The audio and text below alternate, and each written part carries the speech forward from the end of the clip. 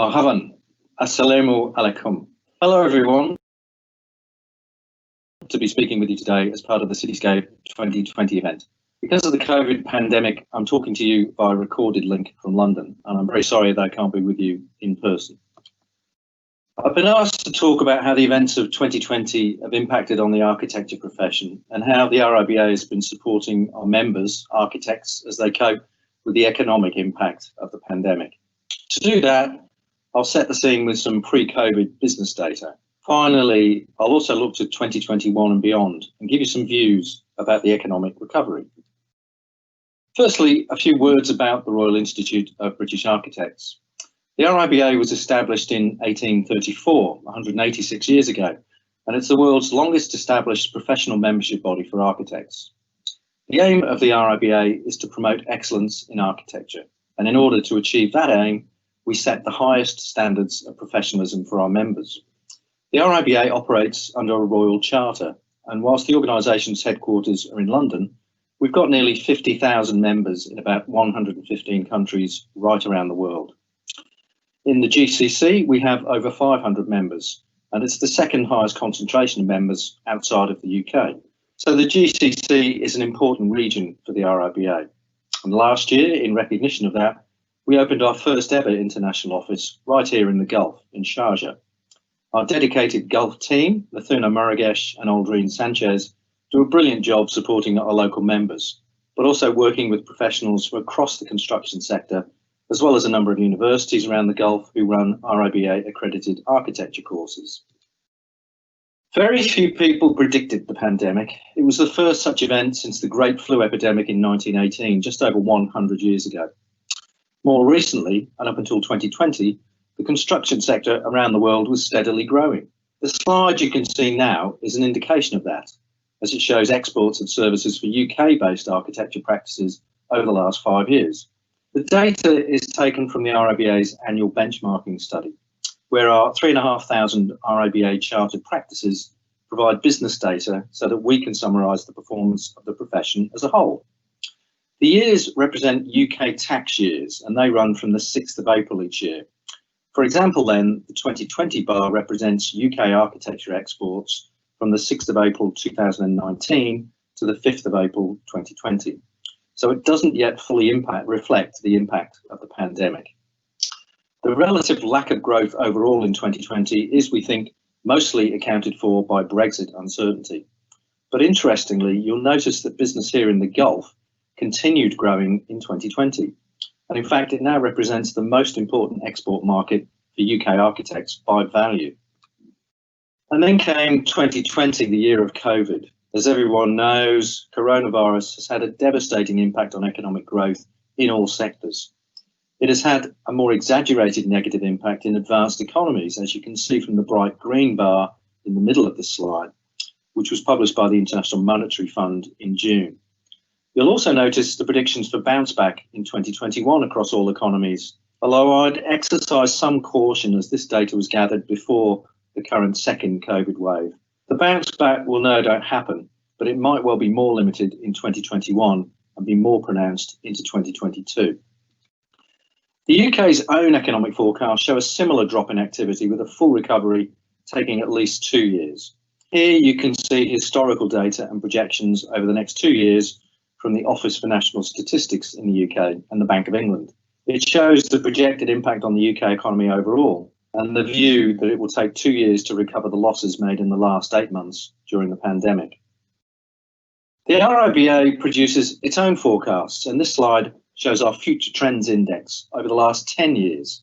This index of business confidence is based on projected workload and employment prospects, which we take every month from a sample of UK architecture practices. The results show very clearly that the impact of COVID has been much more significant than any other major event over the same time period, notably the global financial crisis and, for the UK, Brexit. You can also see the very significant bounce back in confidence over the last few months, though again I would exercise some caution as the latest survey results don't take the impact of the second COVID wave fully into account. Looking at our own data over the last year in a little more detail, this slide shows the impact of the virus on the 4 key parts of the UK's construction sector. Again, you can see the impact of the first wave of the pandemic in March and April. Business confidence fell dramatically, and actual workloads for UK architects declined by a third. But fortunately, this didn't result in job losses, and staff in architecture practices were on the whole retained. I think this was in large part to the UK's government's job retention scheme, which at its peak was supporting the salaries of approximately 30% of the UK's architecture profession. Workloads have now begun to recover and are currently back to about 90% of pre-COVID levels. But I would again caveat that this data is now about 8 weeks old and it doesn't take wave 2 into account.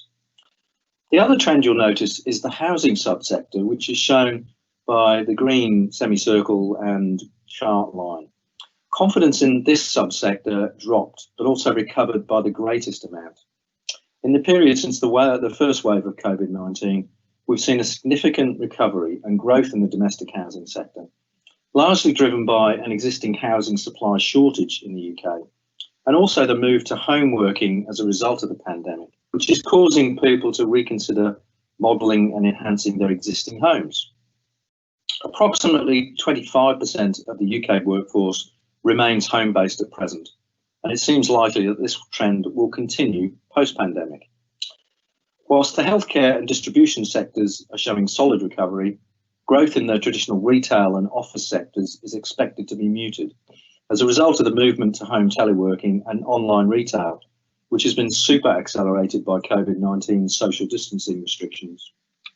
I saw some comparable data for the Gulf, and whilst the basis of that analysis is different, it tells a similar picture: projects cancelled or deferred, and a slowdown in economic activity.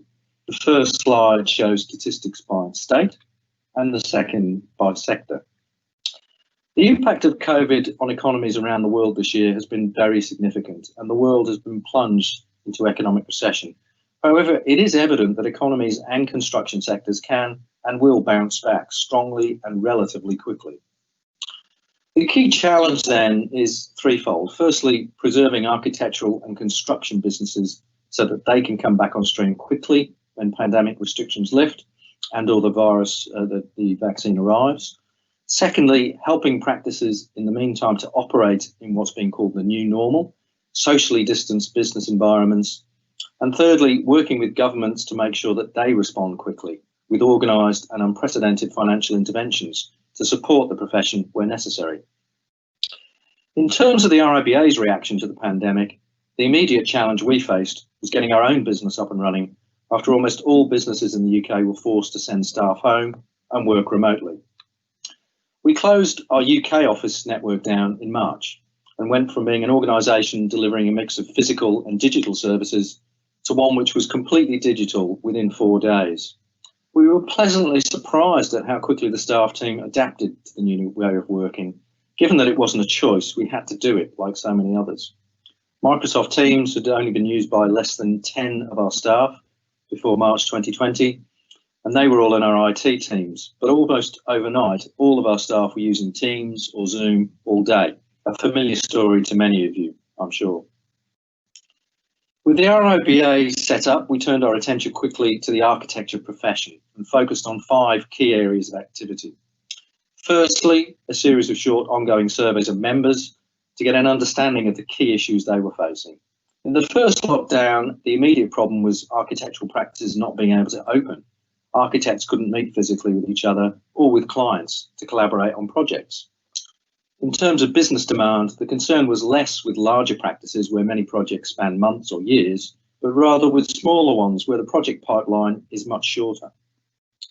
Talk at that time was very much about the 90-day horizon, from the initial lockdown in March and April over the summer period, June, July, August.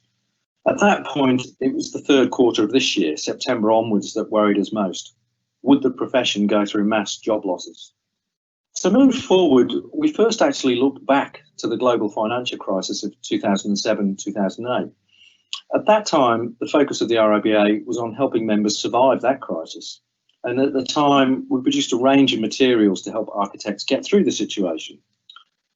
We had all that guidance, but like everyone, we weren't really expecting to use it again so soon, and certainly not in a pandemic. So we took it off the shelves, we updated it, we added to it, And in June, we launched our COVID recovery roadmap for our members. The roadmap is an online toolkit and is designed to support small and medium-sized practices in the main through and out of the economic crisis, and it's structured into 3 parts or phases: a response phase, recovery, and resilience. It consists of 24 professional features, 8 in each phase, containing best practice guidance tips, illustrated by interviews with practices and with experts who've implemented those recommended measures effectively. The third area of our activity was working closely with the UK government on the big COVID concerns and the issues facing architects. I should mention here that our digital town hall meetings were particularly successful in gathering that member insight. These were online meetings we held from April, where RIBA members right around the world talked directly with us and told us what they needed. As the chief executive, I could get instant feedback, which before would have taken me weeks or months to get. And now, within a matter of hours or a few days, I was giving that insight straight to the UK government. Following our first member survey, which was in April, the big 3 concerns in the first wave of the lockdown were preserving cash flow, maintaining the operation of planning and development control systems, and ensuring that construction projects and sites continued in a safe way. And they were the major messages we pushed to the UK government. We had almost daily calls with senior politicians and civil servants in numerous departments, and our feedback was taken on board, playing a part in the development and the announcement of the various government COVID support schemes which followed. The schemes weren't perfect, and there are still some of our members who've received relatively little support, but for the vast majority of architects in the UK, they have made a big difference. The challenge for the government, of course, is the huge financial costs of these schemes and the lengthening timeframes over which these schemes continue to be required, now likely to stretch into 2021. The fourth major area of focus for us was promoting architects to clients and others outside government.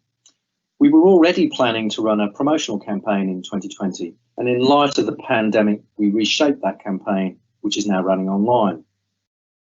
We also produced a marketing toolkit so that architectural practices, particularly again smaller practices, had the best chance of promoting themselves and developing their business by replacing lost work. The final area of focus for us was to make sure that as much as possible of what the RIBA normally delivers was available online to members.